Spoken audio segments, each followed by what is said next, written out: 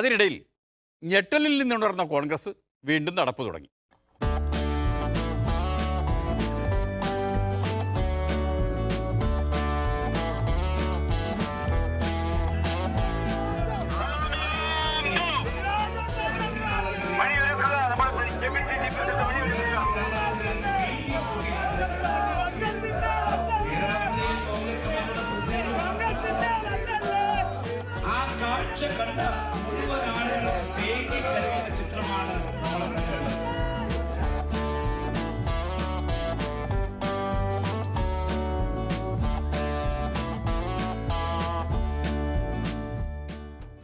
മുല്ലപ്പള്ളി രാമചന്ദ്രൻ ഇന്നലെ നമ്മുടെ KPCCയുടെ പ്രസിഡന്റ് മരിച്ച കൃപേഷിന്റെ ശരത്തിന്റെ വീട്ടിൽ പോയി സ്വന്തം അച്ഛനെയും ഈ കുട്ടികളുടെ അച്ഛനെയും അമ്മയെയും കുടുംബത്തെയും നാട്ടുകാരെയും കണ്ടു. വെറും ഓല കൊണ്ട് മാത്രം മറച്ചുണ്ടാക്കിയ ഒരു കൂരകളിലാണ് ഈ രണ്ട് കുടുംബം കഴിയുന്നത്. അവിടെ നാട്ടുകാരൻ എല്ലാവരും ഒരുമിച്ച് വിതുമ്പുന്ന രംഗം കണ്ടപ്പോൾ KPCCയുടെ പ്രസിഡന്റ് വേദന ഉള്ളിലൊതുക്കാൻ കഴിയാതെ വിതുമ്പിക്കരയുന്ന രംഗം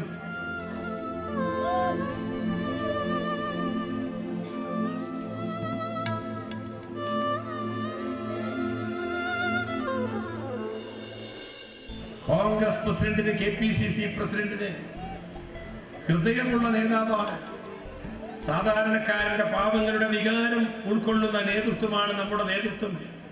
അതുകൊണ്ട് അദ്ദേഹം നാട്ടുകാരെ വിതുമ്പിയപ്പോൾ, ഒരുമിച്ച് കരഞ്ഞപ്പോൾ KPCC പ്രസിഡന്റ് അവരുടെ ദുഃഖത്തിൽ വേദനയിൽ പങ്കാളി എന്ന വണ്ണം അദ്ദേഹത്തിന് നിയന്ത്രണം വിട്ട് അദ്ദേഹം തേങ്ങുന്ന കാഴ്ച നാം കണ്ടു. ഹൃദയമുള്ളവനായതുകൊണ്ട് അദ്ദേഹം തേങ്ങി.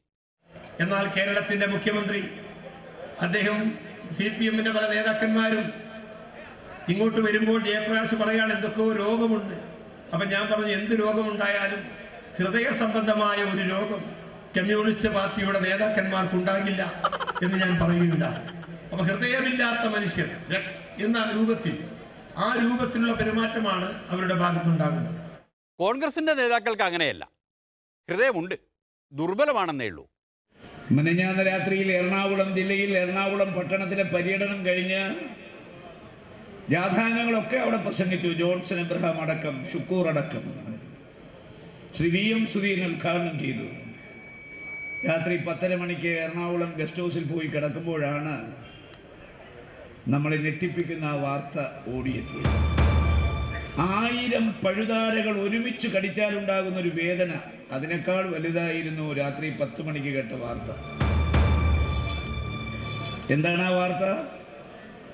കാസർഗോഡ് ജില്ലയിൽ പെരിയ എന്ന് പറയുന്ന സ്ഥലത്ത്, കല്ലിയോടെന്ന് പറയുന്ന സ്ഥലത്ത് 21ഉം 23ഉം വയസ്സുള്ള 2 ചെറുപ്പക്കാരെ, യുവ നേതാക്കന്മാരെ, മുഴുവൻ സമയ രാഷ്ട്രീയ പ്രവർത്തകരെ, ഒരാൾ പോളിടെക്നിക് പാസ്സായി, ഒരാൾ എഞ്ചിനീയറിംഗ് ബിരുദം നേടി, ഒരു നിറസാന്നിധ്യമായി കാസർഗോട്ടുണ്ടായിരുന്ന 2 യൂത്ത് കോൺഗ്രസിന്റെ നേതാക്കന്മാരെ ദാരുണമായി വെട്ടിക്കൊന്നു.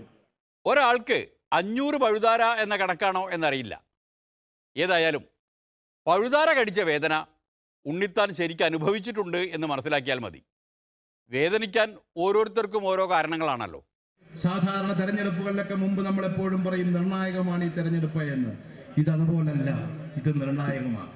എവിടെ എങ്ങാനും മോഡിയെ മാറ്റാൻ നമുക്ക് കഴിഞ്ഞിട്ടില്ല എങ്കിൽ ഒരു കാര്യം ഓർത്തോളൂ, ഇനിയും ഒരു തെരഞ്ഞെടുപ്പിന് നമുക്കിതുപോലൊരു യോഗം കൂടാനോ ഒരു തെരഞ്ഞെടുപ്പിൽ വോട്ട് ചെയ്യാനുള്ള അവകാശം നാളെ ഈ മണ്ണിൽ ഉണ്ടായി എന്ന് വരില്ല, ഒരിക്കലും ഉണ്ടാവില്ല. കാരണം അത്ര ഏകാധിപതിയാണ്, എന്ത് വൃത്തികേടും കാണിക്കും.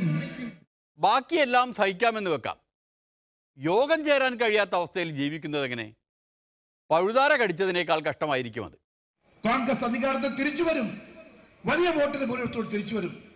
അങ്ങനെ ഇന്ത്യ രാജ്യം തിരിച്ചു വരാത്ത പക്ഷം ഇവിടെ പറഞ്ഞതുപോലെ നമ്മുടെ ഭരണഘടനാ സ്ഥാപനങ്ങൾ തകർത്തതുപോലെ നമ്മുടെ ഭരണഘടനയെ തകർത്തുകൊണ്ട് ഈ രാജ്യം ഒരിക്കലും പിന്നെ ജനാധിപത്യത്തിലേക്ക് മതേതരത്തിലേക്ക് തിരിച്ചു പോകാത്ത അവസ്ഥയിലേക്ക് നമ്മുടെ രാജ്യം തകർന്നു പോകുമെന്ന വസ്തുത 2018 തെരഞ്ഞെടുപ്പ് ഒരു വലിയ വെല്ലുവിളിയായി എടുത്തുകൊണ്ട് 2020 20 നിയോജകമണ്ഡലത്തിലും കോൺഗ്രസിന്റെ സ്ഥാനാർത്ഥികൾ, ഐക്യ ജനാധിപത്യ കക്ഷി സ്ഥാനാർത്ഥികൾ അവരെ വിജയിപ്പിക്കാൻ വേണ്ടി ഒരുമയോടെ അച്ചടക്കത്തോടെ മുന്നോട്ട് പോകാമെന്ന് മാത്രം പറഞ്ഞുകൊണ്ട് 20-ൽ 20 അത്യാഗ്രഹമല്ലേ എന്നൊക്കെ നമുക്ക് തോന്നാം.